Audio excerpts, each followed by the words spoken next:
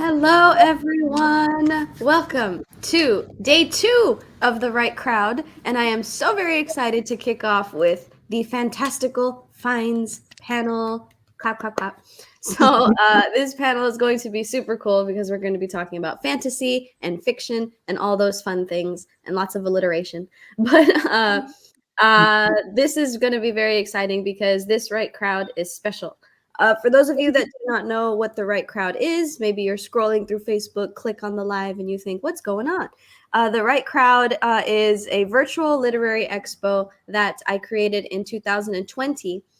Through the pandemic, everyone was staying home and limiting that interaction, which was great for safety and precautions. But, that human connection sort of was hindered quite a bit. And for authors, we weren't going to libraries or book events and, not being able to meet the readers or the audience, and especially not able to see, friends of fellow writers and fellow authors. So I created the Right Crowd as a way for all of us to be able to tune in from the safety and comfort of our homes while still connecting to audience members that could have been on several places. The first Right Crowd had authors from the UK.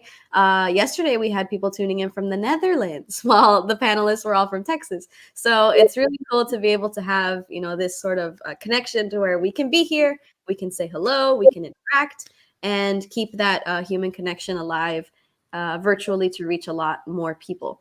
And this Right Crowd is particularly special because this one is promoting the independent authors of the Storytellers and Legends Convention.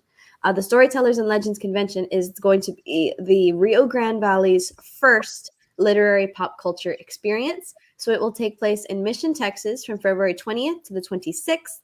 And I cannot express just how epic this is going to be. I've talked about some never before seen promo images on the past panels. So if you have not seen them yet, this will be the first time, and that's exciting, with some great featured guests. And it will have all the fun of a Comic-Con of being, the celebrity guests, the voice actors, the activities, but it's centered around books and authors and literacy and screenwriters and illustrators and composers and video game developers. So it's going to be lots of cool fun. And I'll show cool promo images at the end. But we will kick off by having our panelists introduce themselves very briefly. So starting with Miss Linnea Tanner, please say hello, introduce yourself, and tell us the title of your books. Okay, hi everyone. My name is Linnea Tanner, and I'm from Colorado, and I write a historical fantasy series, The Curse of Clansmen and Kings. Very nice. Thank you so very much. And Mr. Kevin Looney, say hello to the world and the title of your works. Hello, world. So I am Kevin Looney, and I have written the first 2 books in my Winds of Eternity trilogy. So the first one is titled Echoes of the Forgotten, and then the second, Storm of the Spirits. Thank you so much. And Ms. Nicole Davis, say hello and tell us the title of your works. Hi, I'm Nicole M. Davis. I wrote the 6 Sorcerers series. It's also a trilogy, and I've also only written the first 2 books, the triplets and the old ones. Very nice. Thank you so much. And Ms. DC Gomez, introduce yourself and tell us the title of your works. Hi, everyone. I'm DC Gomez. I'm actually in Texarkana, Texas, for anybody who's curious. And I am the author of the Intern Diaries, and the last one in this series is Judgment Day. So this is book 5. Yay! Oh, exciting. We've got series, we've got multiple. This is so awesome. So I see our viewership numbers climbing. So to everyone watching on Facebook and YouTube, hello. Feel free to drop a comment. Feel free to say good morning. Feel free to ask a question. I have some pre-written questions for our panelists to keep the conversation going. But if you all would like to say hello or ask our panelists a question, drop a comment. I can pull it up on screen, and let's make this interactive and nice and fun. We just got a comment from author Jackie Smith saying, "Hi, Lenny. Hi, Nicole." Hi, Jackie. Thank you for tuning in. Hi, DC. I saw you yesterday with lots of hearts. So, yes, thank you, Jackie, for tuning in and watching. And again, to anyone on Facebook or YouTube tuning in, if you'd like to say hello, Jackie Smith says, "Hi, Kevin." So Lots of hellos, lots of saying hi. But please feel free to drop a comment, leave a like, all those cool, fun stuff. But I will begin with my pre-written questions. And some of you all touched upon it already. But again, the fun part of the right crowd is that we're able to be in all sorts of different places and still interact. So my question to you all is, where are you tuning in from? Starting with Miss Linnea.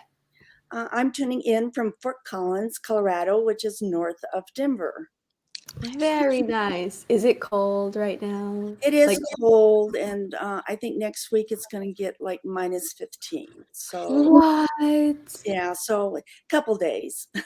Oh my goodness. I'm at the almost as close to the border of Mexico as you can get for South Texas, and we're gonna be like 30 next week. Oh, And that's unheard of. And Yeah.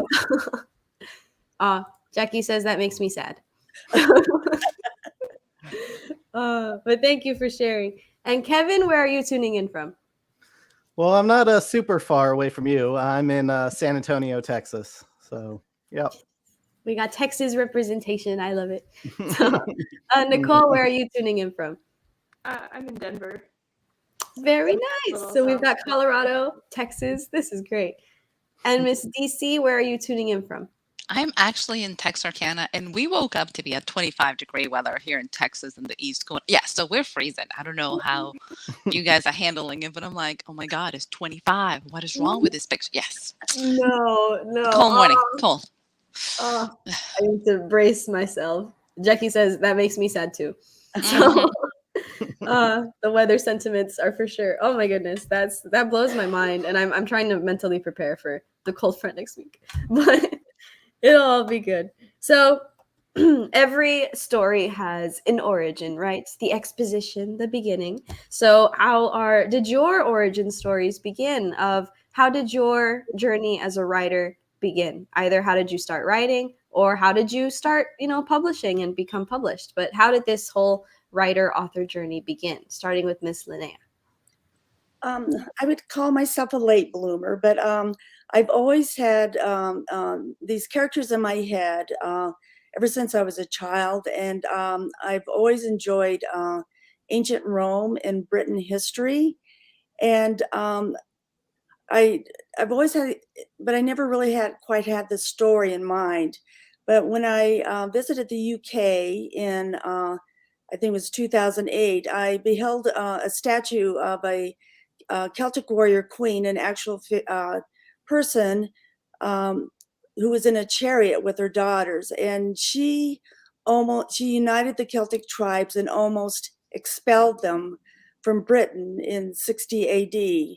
And of course, you really never hear about actual women queen warriors in history. The other thing too is I became very interested in the legacy of Mark Antony, and who is associated with Cleopatra, but he has a very interesting dynasty after he killed himself in the war with there's a civil war in Rome, and anyway, I finally came up with the idea of about a story based on the Mark Antony and Cleopatra story, but with a Celtic twist. And so in 2010, I semi-retired and started writing full-time as an author. And I published in 2017. I'm independently published. And a lot of the first years were actually learning my craftsmanship and actually pulling this book together. So now I have released 4 books in the historical fantasy known as Curse of Clansmen and Kings. Wonderful. Thank you so much for sharing. And I think it's really interesting how these things can exist, right? Like objectively, like pieces of history, pieces of art. And then different people, based on our experiences, based on our interests, we can take that and twist it and make it into something, amazing and grand that we put our little touch on. And it's wonderful for the readers to consume and say like, wow. And it's great that we can continue to be creative and imaginative, which is wonderful. And so, Mr. Kevin Looney, how did your journey as an author/writer begin? Sure. So I've always enjoyed writing ever since I was a little kid. The first thing I can remember writing, like just for fun, was probably, I mean, I didn't know to call it fan fiction when I was like 7, but it was probably like a fan fiction of Legend of Zelda. So there you go. So video game fan fiction, hooray! That's probably where we first started there. But yeah, I've always enjoyed writing. I started to kind of write a first novel when I was in high school, like 15, 16, but never finished it. It probably got like 100 pages, and then I never got back to it. I think I read it like a few years later, and I was like, "Oh, this is pretty rough." But some of the idea is still strong, but rough around the edges. But as far as when my actual current series that's been published kind of came into life, started to come into life, was also quite a ways back. So probably early 2000s while I was in college. Just had the idea, and I've always kind of, without going too in depth into my book series, it has spirits and kind of like some afterlife ideas and themes. And that's kind of always been an idea that's fascinated me, is different concepts of afterlives. And so I had that idea, and I wrote probably like a few pages, and then I just kind of sat on it for a long time. And then, yeah, several years later, I decided, oh, well, let me get a little more serious about this and dig into it and start writing it. And it still took me probably several more years of writing off and on and off and on. That's the life of the part-time writer, full-time worker. I don't know, whatever you want to call that. So anyway, first published Echoes of the Forgotten in 2016 with a small press, and then they unfortunately went under about a year later after I published, and so then I just self-published myself. And then a few years later after that, I finally published the sequel, and the third one's in my head. So it's being worked on. So someday it'll be out there. Yes, it's exciting. Leave us on the edge of our seats to know that more is on the way. So that's great. Thank you so much for sharing. Yeah. And Miss Nicole, how did your journey as a writer/author begin? Well, I have always been writing like my whole life since I was a little kid.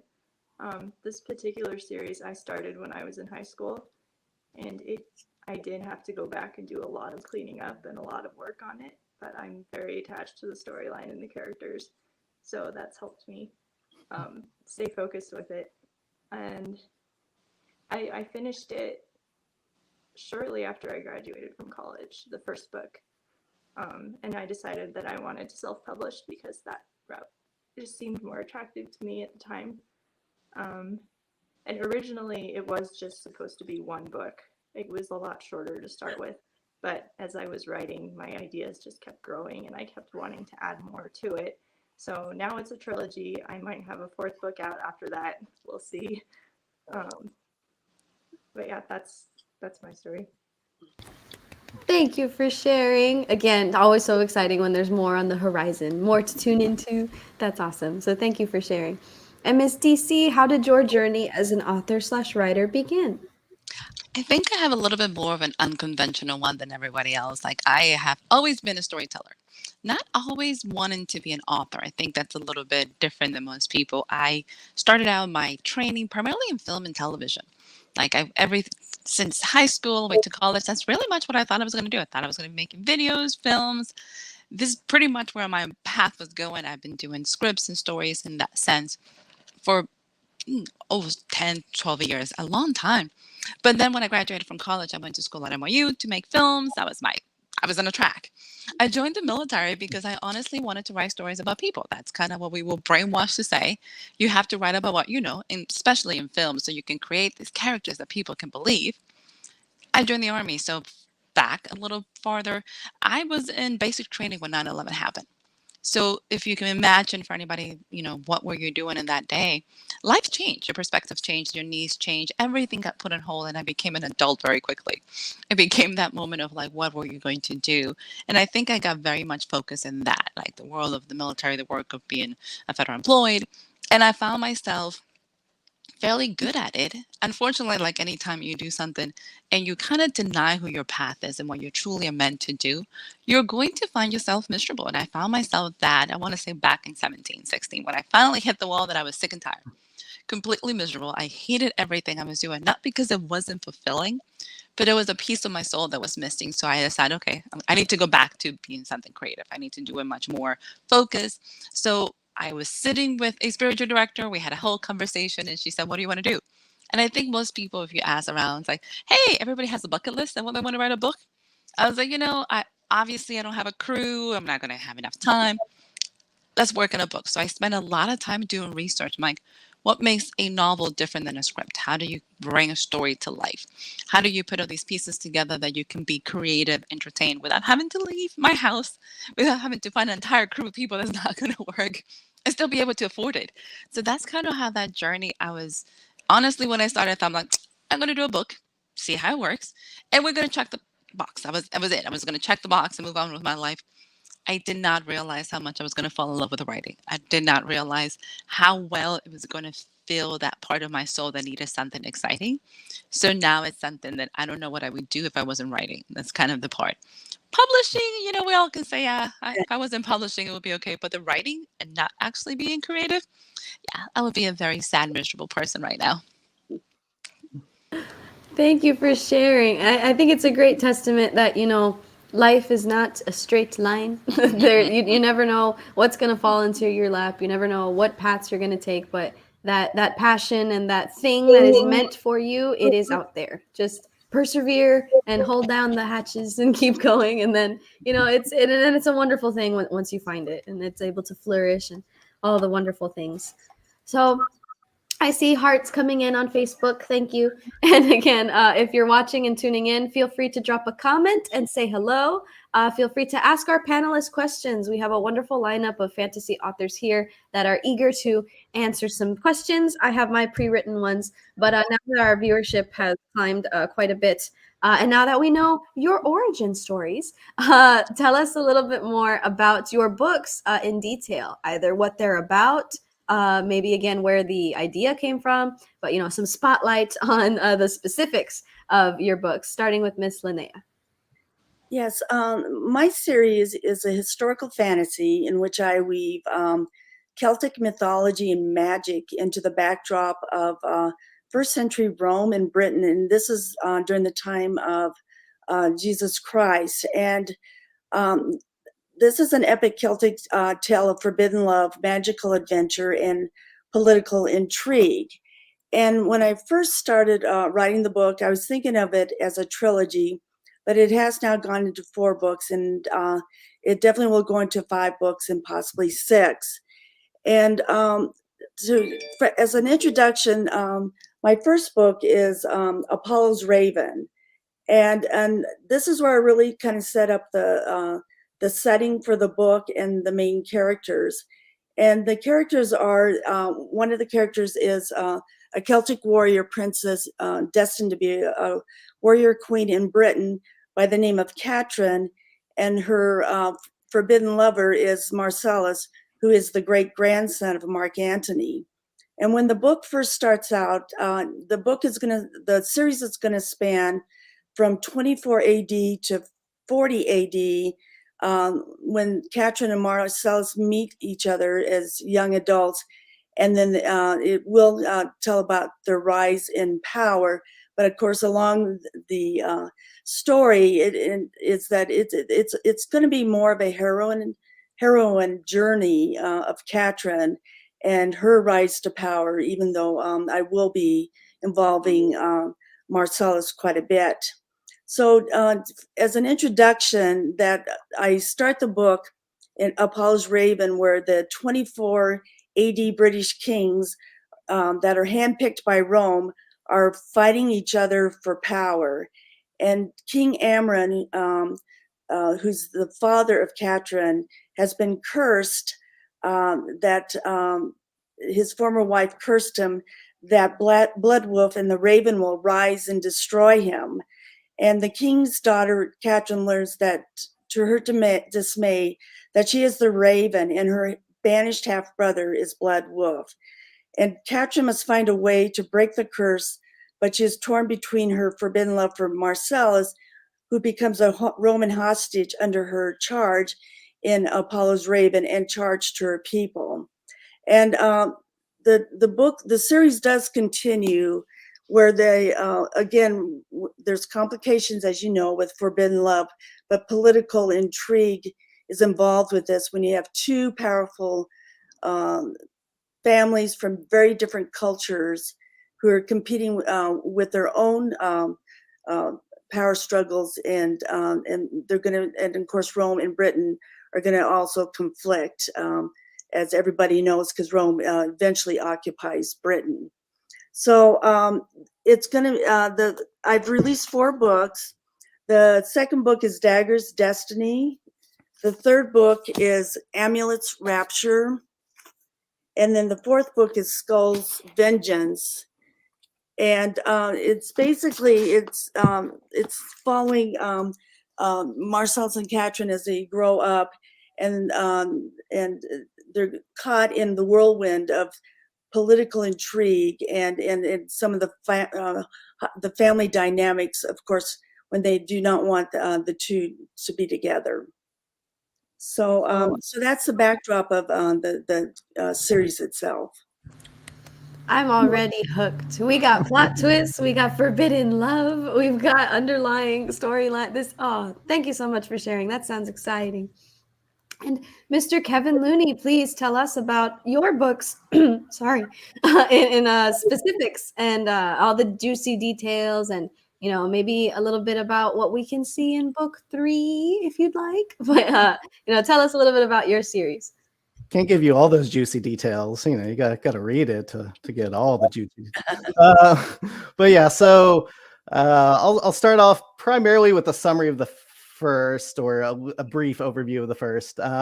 So in terms of the idea, so it's a fantasy novel, high fantasy novel, where spirits control the communication of the world. Kind of think like, I don't know, Pony Express meets email, something like that. But over time, they've stopped doing their job. And the only person that might have a clue as to why they've stopped is this exile, been sent out from, his family, everyone. He's all alone in a haunted forest. And he can see spirits. He's the only one of his kind. That might also be why he was sent away. And so there's one juicy detail for you. There you go. And so he was also, before he was sent away, he was engaged to a city leader. But they had to cut off the engagement because his ability. So basically, he's sending a message to her at the beginning because he's afraid of what he knows, that he's going to get taken and someone's coming for him. He's just thinking, pretty sure. And so he sends her a message with someone that he can rely on. So a spirit that he knows he can trust to still do it. And so message gets to her. So she gets it. And basically, that kind of kicks off the journey of her exploring what happened to him, what's happening to the spirits, because minor spoiler, he does get taken. It happens in the first chapter. It's not that big a spoiler. So yeah, he gets taken, and so she's kind of kicking off and going to go find him, figure out what's going on, and with the spirits and all that. Yeah, so that's kind of the brief summary of the first book, concept of it. In terms of some themes, so a bunch with the afterlife, a bunch with communication. So like what starts to happen to a world, a nation, when the communication they rely on starts to break down. What a big theme too in the series is the victors of the war, right? The history of said war and the history of their nation, and what if a lot of what they wrote isn't true. So so things like that. There is also alluded to that, so some of that forbidden love and all that good stuff too. A little bit of romance, and It does have multiple point of views. It primarily follows my main character, Rula. In the first book, she is probably like 60-70% of the book. And then the one that gets taken, Cayman, he's the other like 20-30% or so. So, yep. And then the sequel continues the story. I can't tell too much about it without giving stuff away. Here's the first one. Picture the first one. So, Echoes of the Forgotten. And the sequel, Storm of the Spirits. And yeah, so that's the books. And Very nice, thank you. And see, we got some details. We were able to get a little bit of a peek inside, and then of course, got to read the series to learn all the cool stuff. But thank you so much for sharing. Yep. And Miss Nicole, please tell us about your works, the specifics, what they're about, what we can see moving forward. The floor is yours. All right. So I have 6 main characters. They're 6 teenagers who, essentially, when they were very little, they were from this fantasy world that I created. It's called Serenia. But when they were very little, there was a big war that started. So their parents took them and sent them to Earth, basically, to try to protect them. And then the book starts when they're brought back to Serenia because they, how do I say this? They're important for a reason that will be revealed at the end of the first book. But they find out that they have magical powers and that they can, like, do things. So Tyler, my character who you see first, can control fire, can like shoot it out of his hands, and he's resistant to fire too. Alex can talk to ghosts, and he's also a necromancer, so he can bring the dead back to life. Max, or he goes by Darn because that's closer to his Serenian name than Max is, but he doesn't know that until he gets there. He can bring objects to life. And then Sarah can essentially speak any language that she hears. She can also, like, has magical persuasion kind of on people. And then Kayla can conjure shields, which she can use to protect herself, which she can like bash people with them. And then Anna can control storms and the weather. And it starts when the boys get pulled over because the girls are pulled over first. So they've been in Serenia for a little bit. And then they essentially, like, the boys get taken over, and then they get a note from Mr. Lee, who's another one of my characters, who tells them, like, oh, you need to go find the boys and take care of them, like, rescue them. So that happens, and then they have to try to figure out, they don't know much about what's going on at all, so they have to figure all of that out and find Mr. Lee. And yeah, that's the first book. Very nice. We've got some mystery. We've got some. I've always been a huge, just the whole like ability powers thing just absolutely fascinates me. I feel like a very practical one for me would be the multilingual one. That would be so cool to just be able to speak any language, understand. For me, it's like, imagine all the movies and books I can read if like I was able to understand all the stuff. But that's so cool. Thank you for sharing. And Miss DC Gomez, tell us a little bit about your books, your written works, specifics, all the cool stuff. Ooh, absolutely. So I'm going to bring you guys to the Intern Diary series. So Judgment Day, the one we're talking about, is book 5 in this series. So the Intern Diary starts with Das Intern. So it also kicks up an entire universe that I wasn't prepared. So I have what I'm calling the Reapers universe. For anybody who's not familiar, this is straight urban fantasy, which means it takes place in the current world and it has magic, and it starts out very mundane. So if you're not into fantasy, book 1 is kind of slow, so you can be safe.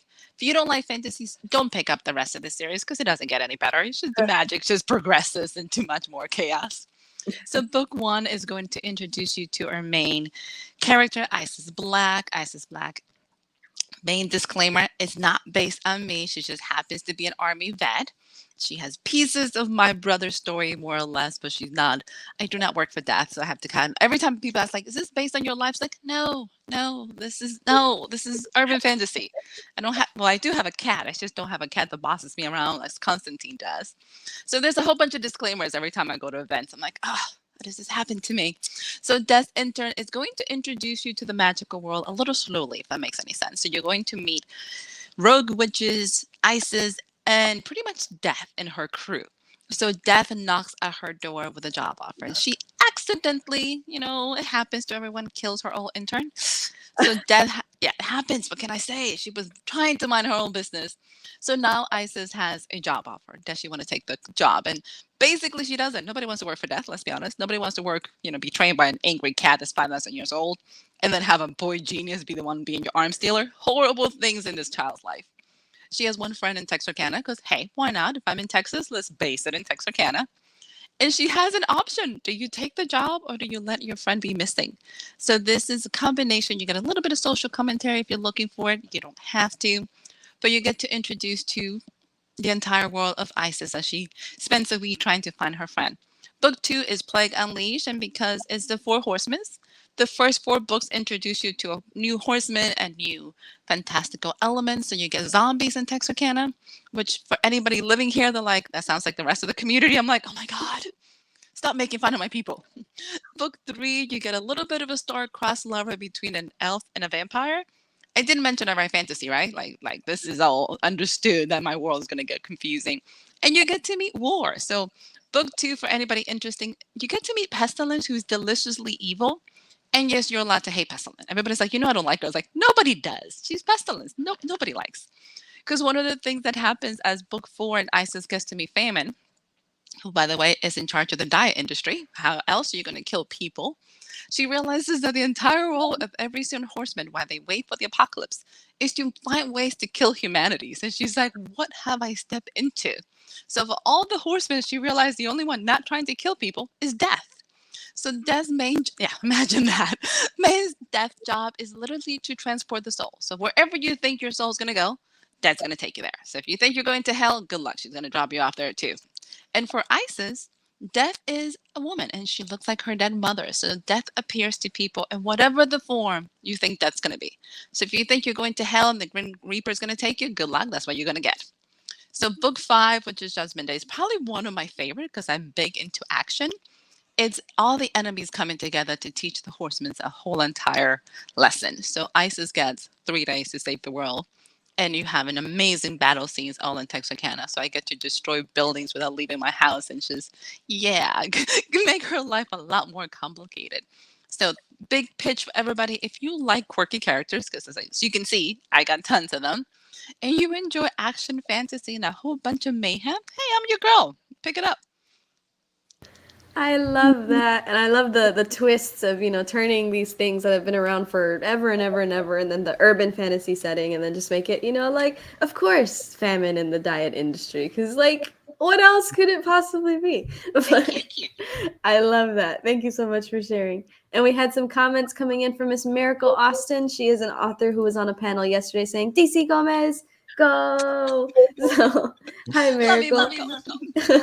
And we had a comment come in from Miss Patricia Rentería saying, good morning, everyone. Love to hear all about your books. The Storytellers and Legends Convention is going to be awesome. So, yes, lots of excitement, lots of anticipation. But thank you all for sharing about your stories. And Rosalinda Cruz just commented. She was an author on yesterday saying, amazing authors. Hi, Rosalinda. Thank you for tuning in. So again, to anyone on Facebook or YouTube, please feel free to drop a comment, to leave a like, say hello, ask a question.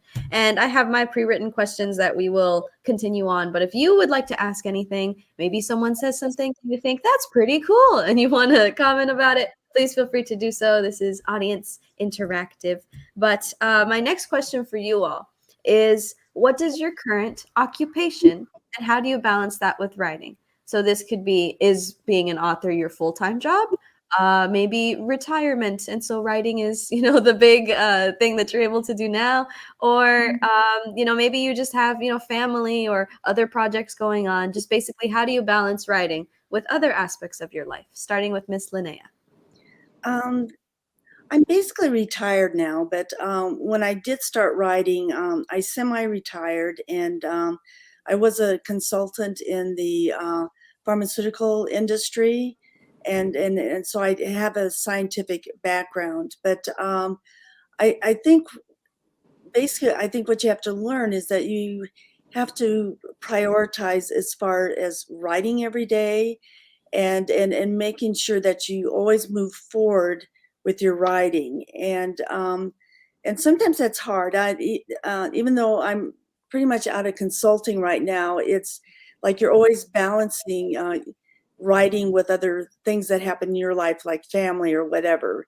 But I think, like I said, the key to being a writer is to be resilient and to always make time to write every day.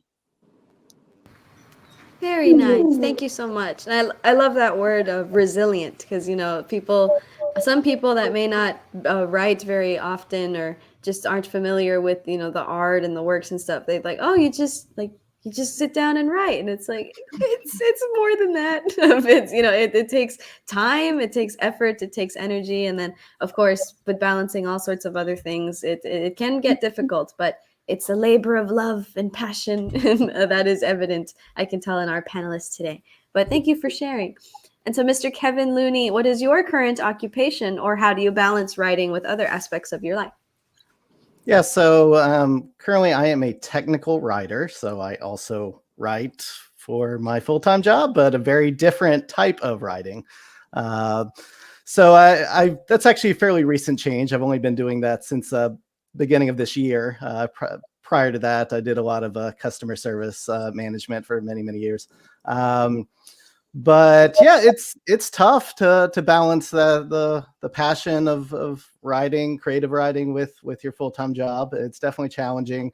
I tend to go through spurts. I think I alluded to this some earlier, but I'll write a lot for a while, and then I'll end up taking a week off, and a week turns into a month, and a month sometimes turns into months. It varies, but it just comes in phases, comes and goes.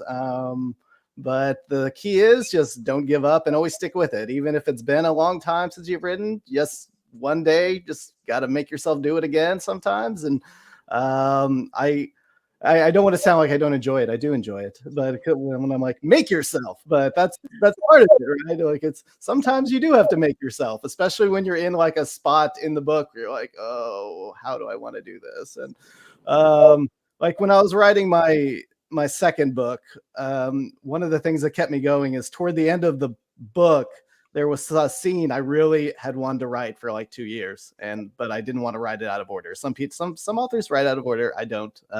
But I'm like, okay, I want to get to the scene. I want to get to the scene. And it kept me going. And I loved writing the scene. And I had a very specific song I had to listen to when I wrote it. Very nice. And again, I love that message of, keep with it, the resiliency, the persistence, the perseverance, because it is, I feel like that's also an incentive too. When you're writing, you're like, if I could just get through this part, then I can have the epic fight scene, then I can have the epic, reveal. And so it's just as much fun for us, I feel, writing, as when the readers are like, oh, what happens next? And we're like, I want to know what happens next too. Let me get through this part to finally create that. But thank you for sharing. And Miss Nicole, what is your current occupation, or how do you balance writing with other aspects of your life? So I work at Amazon warehouse right now. I'm able to have a pretty flexible schedule with that, which is nice, because then I can plan my writing around that. I like outlining and editing more than I like actually writing. So sometimes I can kind of trick myself into writing by just outlining like smaller and smaller details. That helps me a lot.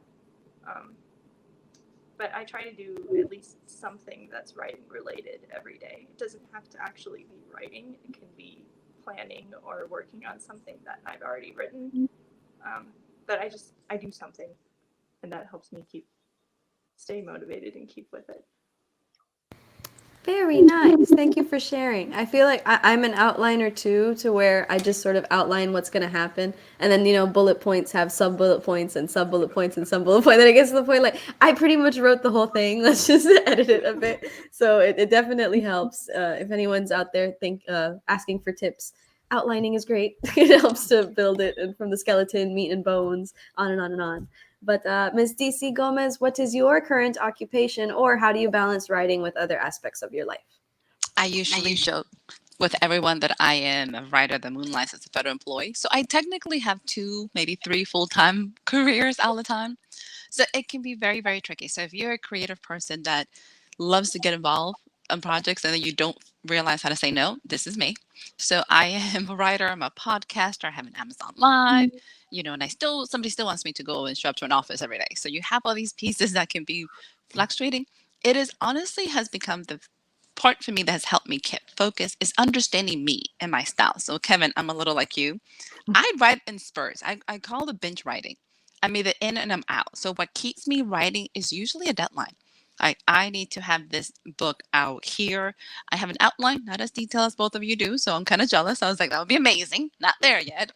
But I am a planner. I outline. I do everything in index cards.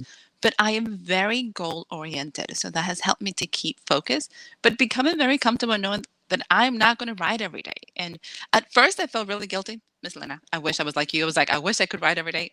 That's just not who I am. And I was like, I think for the first couple of years, I beat myself up trying to do it, and then realized that's not how I work. My mind thinks about my books every day. I'm developing in my head. So by the time I sit down to write, the book is pretty much just needs to be put on paper. So when anybody's looking for a tip, find your style and then own it. You don't have to validate it or justify it. Just own it and just have fun with it. Very nice. Thank you. And we did have some comments coming in, especially on the topic. But we had Miracle say, awesome authors, and DC, you're rocking it. And she mentioned when Nicole was speaking that outlining is great and that she used to despise outlining, but not anymore. And DC, when you were mentioning, she also said index cards. Yes. So you're getting inside information on the tools of fantasy writers and all the cool stuff. And she also says, yes, find your style. And Miracle also asked a question for our panelists here. And this is a bit of a fun one, so I'm excited. So she is asking, if you could choose one character from a book or television movie series to team up with one of your fantastical characters, who would it be? So I like this. We're combining mediums. We're going to learn a little bit about your interests. So this is fun. But starting with Miss Linnea Tanner, if you could choose one character from a series to team up with one of your characters, who would it be? Probably Lagatha from the Vikings, who's also, what I like about Lagatha, you show all aspects of her as being a mother, a warrior, and also a very strong political figure. And I'm thinking of teaming her up with my character, Katelynn. Very nice. We got the power. We got the adventure. That's epic. Thank you so much. And Kevin, if you could choose one character from a book or television series to team up with one of your characters, who would it be? Just one. That's tough. I'm gonna choose a very specific version of Thor. Thor from the animated What If show. That's the party Thor. Because I think that could be really fun just to have crazy party Thor. Just kind of messing around with my characters. I don't know. That was a good answer. It's just like, let's make it fun. Let's make it cool, wacky. That's awesome. Thank you. And Miss Nicole, if you could have one character from a book, television, or movie series team up with one of your characters, who would it be? This is a hard one. I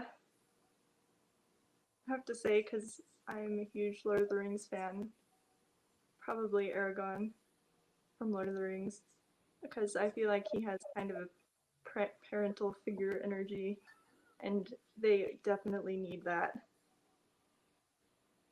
We love that. We love to see the dynamic of like the found family sensei, like teacher, mentor. Oh, that's awesome. I like that answer. Thank you very much. And Miss DC Gomez, if you could choose a character from a book or television movie series to team up with your character, who would it be?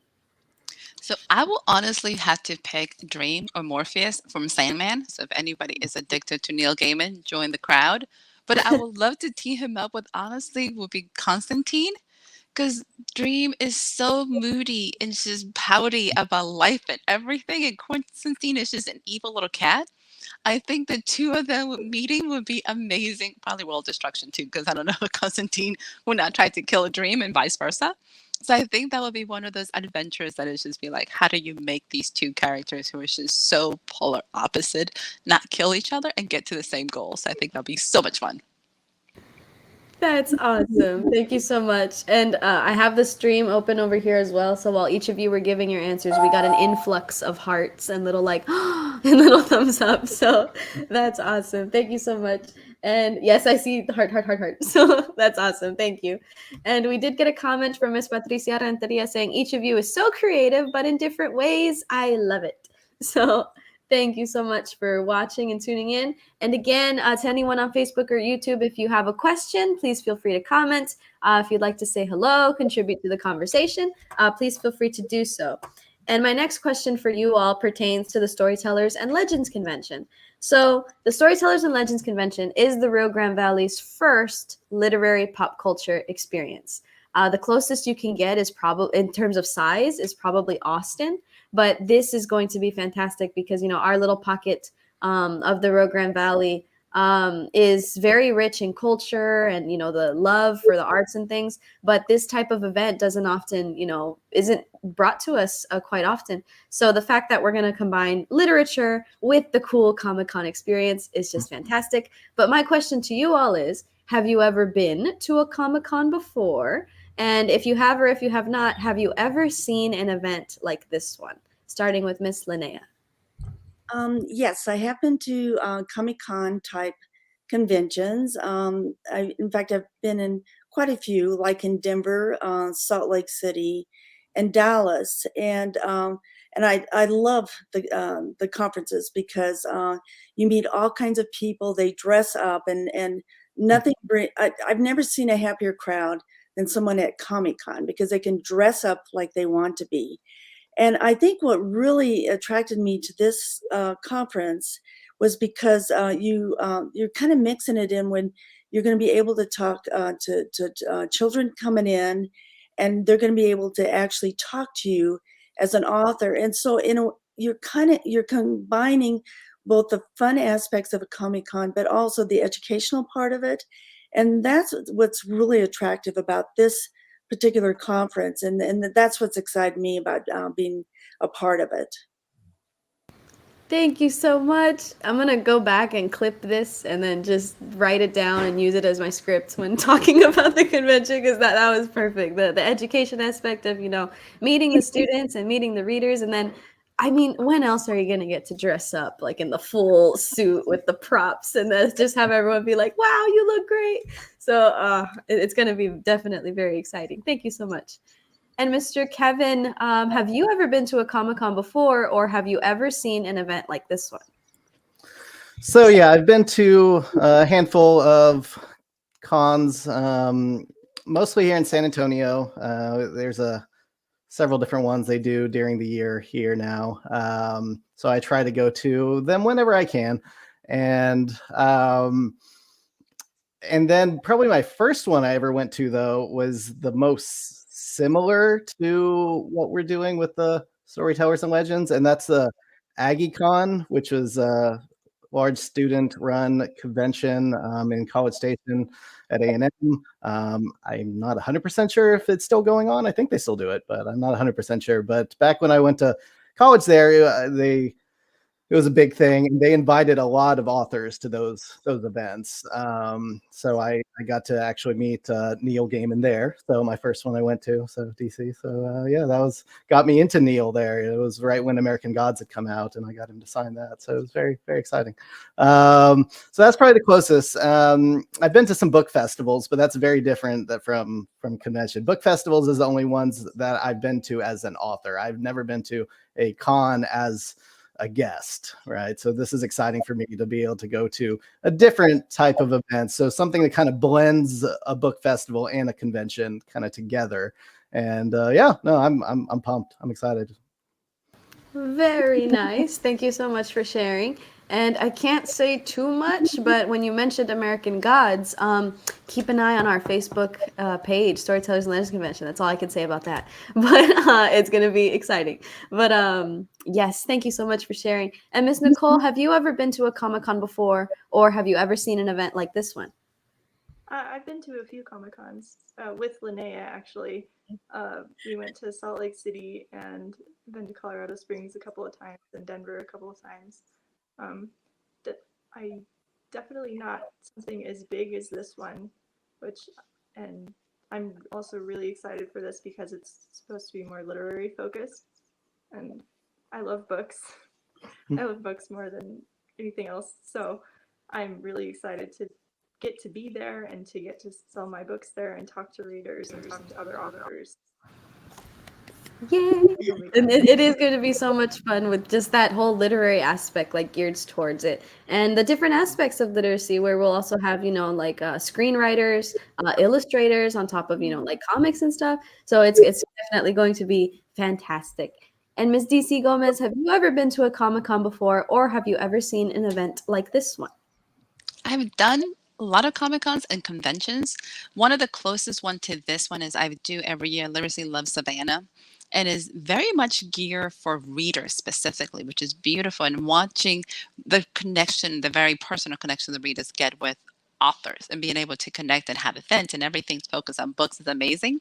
To see it being done for young adults and be able to be in a school age and be able to have that opportunity to connect with people that look and sound like you, that create characters for you, that you can have an insight into their minds is amazing to me. So I'm super excited for an opportunity to be able to give that population, because when I'm thinking back when I was young, I'm like, I don't remember being an author. That was not something that happened. You got a book and you loved the book, but the author was so far off that never became that person or real to you, became larger than life. So having an opportunity to connect with youth and be able to show them that, you can do this, it's probably one of those greatest blessings. So I'm super excited. Yay! Thank you so much for sharing. And again, to everyone on Facebook and YouTube, thank you for the hearts. Thank you for the likes. And if you have a question or if you'd like to say anything to contribute to the conversation, please feel free to drop a comment. I can bring it up on screen. Miracle Austin just said, never had a chance to meet authors either when she was younger. And I feel like that's an invaluable goal of the Storytellers and Legends Convention, to have that education-oriented entertainment for, the students and the youth and fans of all ages, but especially the students and the youth, to say, I met this author and they told me, I can do it. I met this screenwriter and they told me I could do it. I met a video game developer. They told me I could do it. So it's so wonderful that you all are going to be a part of this, to be able to share your stories, connect with them through your characters and your books, but also sort of exemplify you can do it. It's we're here, we're supporting you. And Miracle also says, such a beautiful event to be a part of soon. Yes, I feel like it's so far away, but it's already the middle of December and it's going to be February. So it's like, okay, we're on our way. We're on our way. But speaking of, inspiring the youth and inspiring other authors and writers, for aspiring writers or authors, what advice would you give to them? Either in terms of writing, in terms of publishing, maybe something you wish you had known along your journey. But if someone came to you and asked, what advice could you offer me as a writer, as an author, what would you say to them? Starting with Miss Linnea. Well, I think the first thing is that you really need to do what you're passionate about. And I would say, don't let people discourage you from your passion. The other thing about being a writer is that I think you should be open to learning from other people, and to be open to what I call constructive criticism, but don't let what I call trolls or people who are discouraging you discourage you. And I think like being a writer is a journey, and you're gonna like fall down a lot. I have, but I've learned from it, and it's true of anything in life that you just have to pick yourself up and get just continue going, learn from your mistakes, and continue going.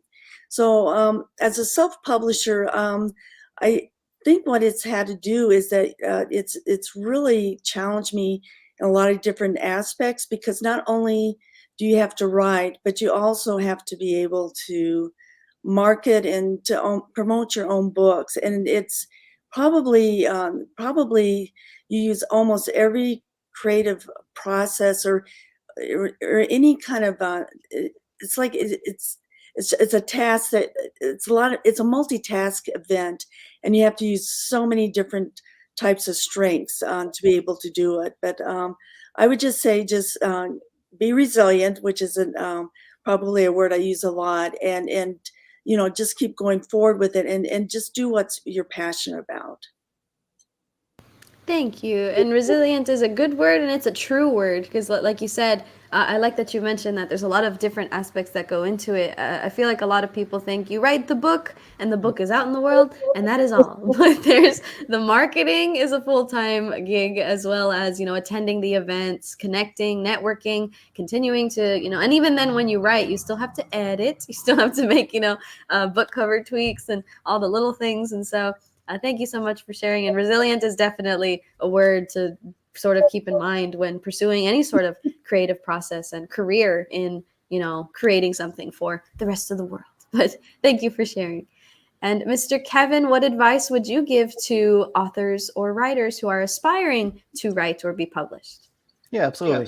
There is a lot of great things already said, so we'll see what I can think to add. But I think one big thing is that there is no one path. All right, so there's so many different ways you can get to your goal, so many different paths you can take in the publication industry. Right? There's traditional, there's self-published, there's hybrid, there's you can do Wattpad, you can do all sorts of things. Right? There's so many different ways you can kickstart your book. Right? There's whatever you want to do, whatever works for you. So it's good to take, I'm saying don't take advice while I'm giving advice. No, it's good to take advice from people, listen to them, see, the people that have done this, written lots of books, have lots of experience. But at the end of the day, you also have to do what works best for you, whatever that may be.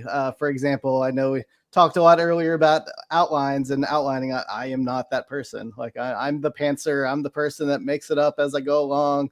I usually have a few big plot points in my head, usually the ending and like the twists and a few big things. But the rest, I'm just making it up. So as I go, and that can be challenging. But what's more challenging for me is sitting down to try to write an outline. I can't do it. My mind shuts down. It just turns off. What works for one person doesn't work for everyone, but it may work for you. It's good to listen, but also find your own path, find your own way. Marketing, yes, that's a big one. Yes. Yes. You can't just write it and put it there and expect it's going to sell thousands upon thousands of copies. So be nice if it worked that way. It does not work that way. Most of us don't become overnight successes. It takes years and years. You have to have patience, got to have thick skin in this biz. So Yep. I need to embroider that and put it on the wall. Just keep writing, keep going, and a lot of that underlying, getting back to that word of resilience. And Miracle Austin said, "Well said, Linnea," when you were talking about resilience, and she's quoting it too. Find your own path, Kevin. That'll be on a little plaque on your table at Storytellers and Legends Convention. There you go. That's awesome. But thank you for sharing. And Miss Nicole, for any aspiring writers or aspiring authors, what advice would you give to them? I think, so to build off what Kevin was saying, I think it's important to experiment, to try different things and figure out what it is that works for you, and then stick with that. like, you shouldn't try to force yourself into, if you're not good at outlining, don't try to force yourself to outline. If you can't write every day, don't try to force yourself to write every day. Just like do some experiments, figure out what works best, and then do that. I also think it's really important to find other people who also write, like find buddies to help critique your writing and to like critique their writing, because that helps you too. And find people who can encourage you and help you stay on track. I think that's very important too. Very nice. And I like that too, having that group of people that you can, share the writing with that are going to give that constructive criticism, like Linnea said. And then, of course, to echo what you all have been saying, what works for one isn't going to always work for others. And I know for me in the beginning, having someone else read the work was so scary, which doesn't make sense, right? Because it's going to be public. But like having someone be like, do you think this is good? And then sort of like giving the critique, it is a hurdle to sort of get over. But I feel like that also helps to boost the confidence to actually put it out in the world and, be consumed and all the things. But thank you for sharing. I loved that a lot. And Ms. DC Gomez, for aspiring writers or authors, what would you provide for them in terms of advice? Sometimes this might sound a little interesting or strange, but we have to get out of our own way. Like, we tend to listen to the voices in our head, and a lot of us listen to like the imposter syndrome. We hear that term a lot, or like friendly competition.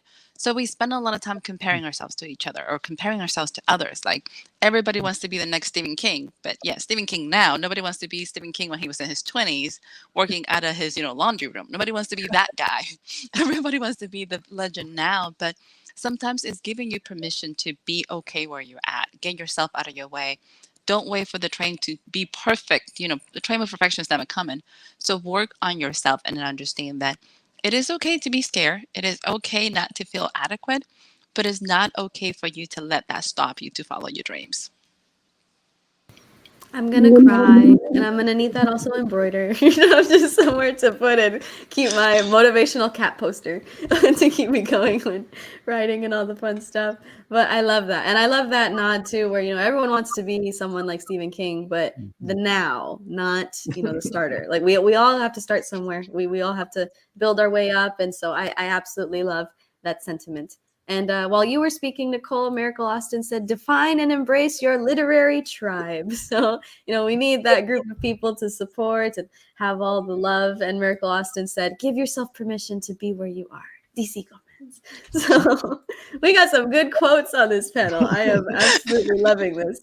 But we are over the hour mark. But if it's all right with my panelists here, I do have one more question for you all, if you all are all good to go. Okay, so again, to anyone on Facebook or YouTube, thank you for tuning in. Thank you for liking.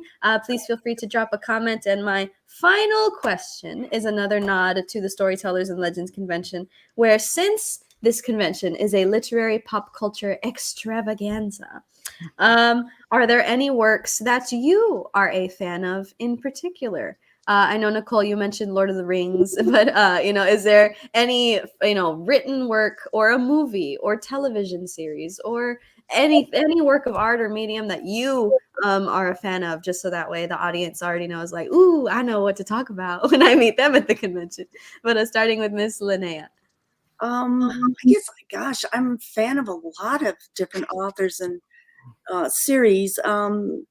So anyway, I did like the Game of Thrones, and one of the reasons I like the Game of Thrones is because it took more of a realistic depiction of fantasy, and it wasn't ever happy ever after. And probably an author that really impacted me was Marion Zimmer Bradley in The Mists of Avalon, and I liked.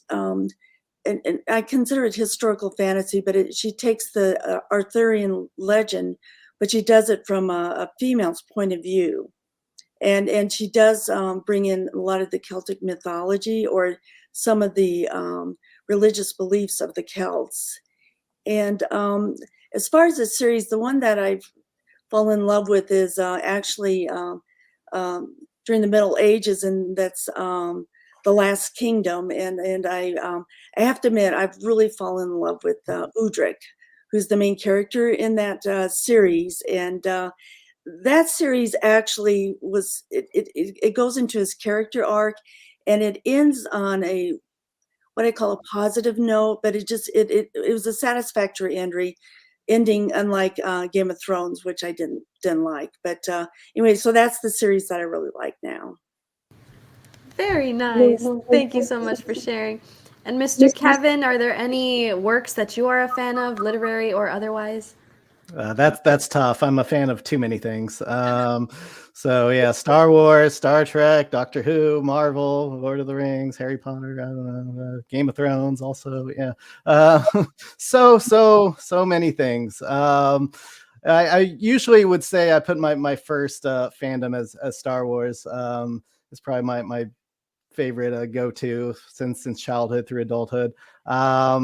As far as literary, yeah, big fan of Neil Gaiman and his work, and then also Game of Thrones. Those are like my two top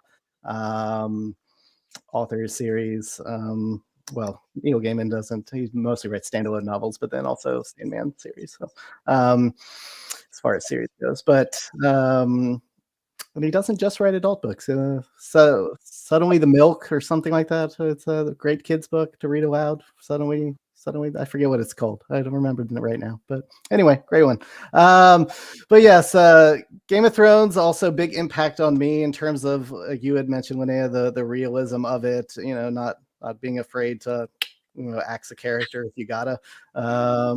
Things like that. But lots of things. Very nice. And I feel like it's always great when you just have the list that can go on and on and on and on and on and on, because that just means you'll connect with more audiences and you have more potential friends to talk about all the fun stuff with. But Miss Nicole, are there any series that you are a fan of, literary or otherwise?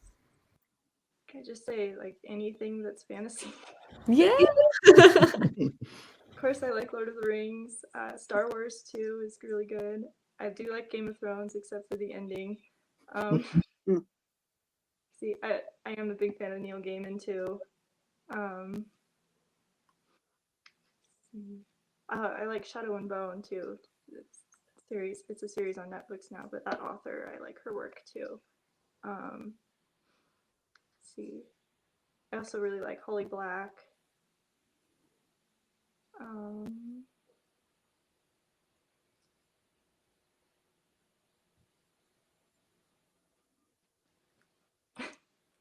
Nice. And I have Shadow and Bone on my to watch list. Every time I turn on Netflix, it's like, are you ready? And I'm like, wait. Like, I want to be able to sit down and do it all in one go. But that's exciting. Thank you for sharing. And Ms. DC Gomez, do you have any works that you are a fan of, literary or otherwise? I feel like everyone, I have a huge list that can go any way.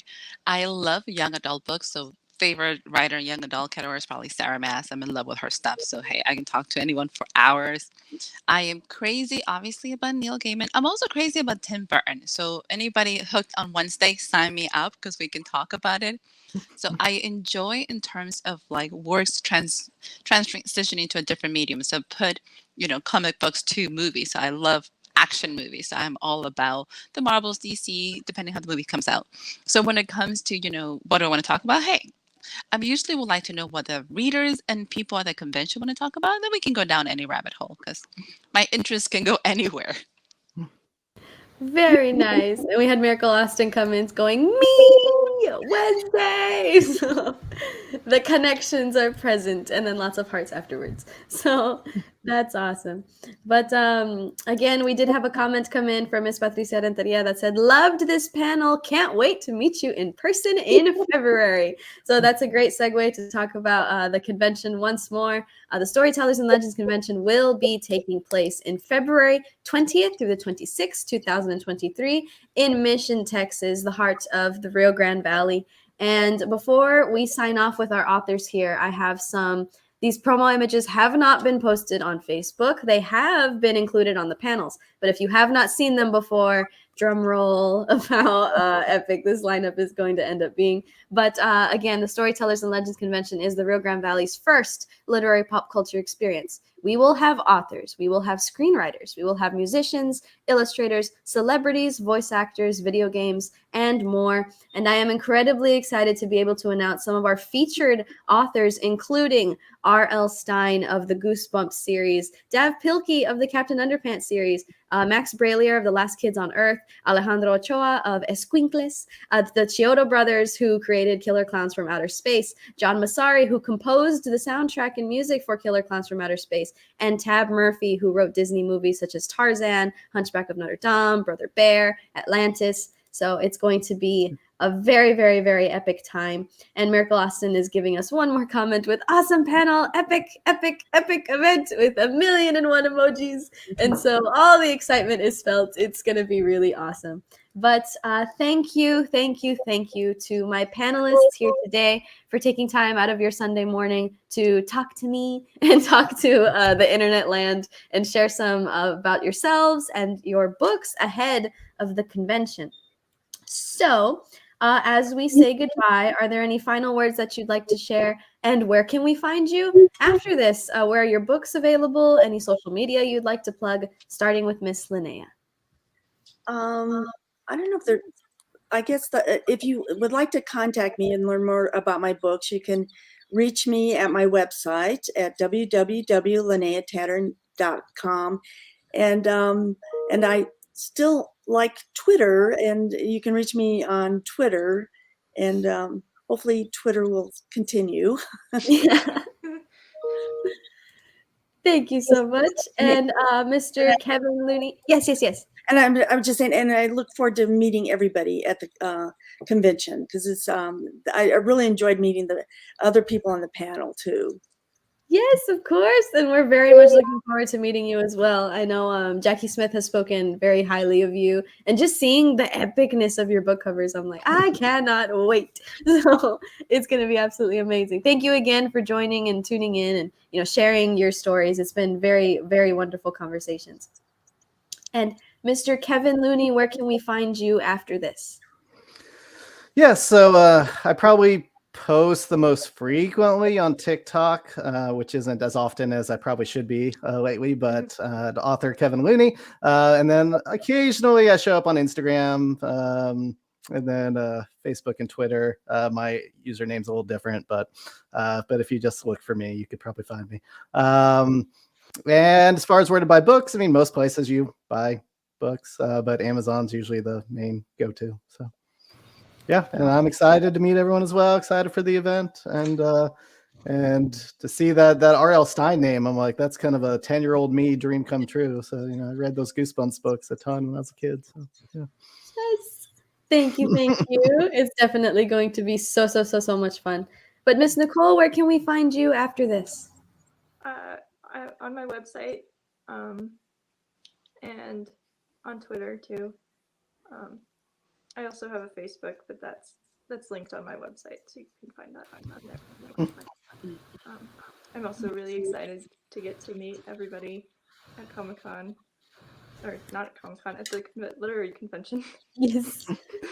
We got the fun of a Comic-Con, so it's all good. It's going to be the Comic-Con on the weekend combined with all the other fun stuff. So the excitement is definitely felt all around.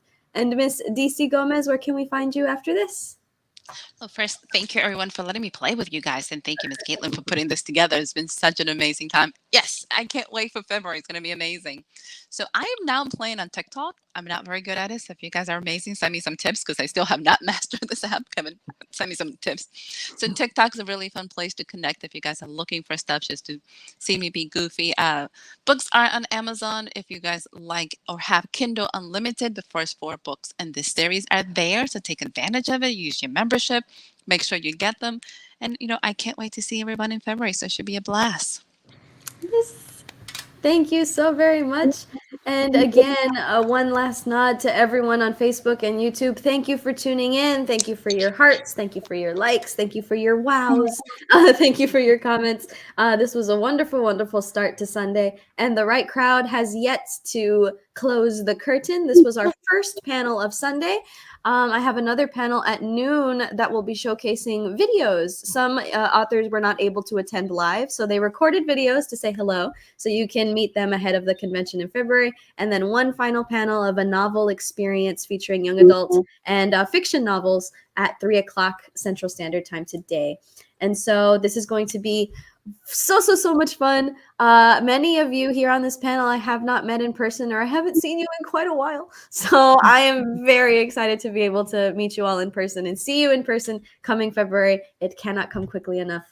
But thank you all so very much for being here today. Thank you for everyone on Facebook and YouTube Landia that has been tuning in since yesterday. The party isn't over. We continue throughout the day. And yes, see you all very soon. Bye. Bye.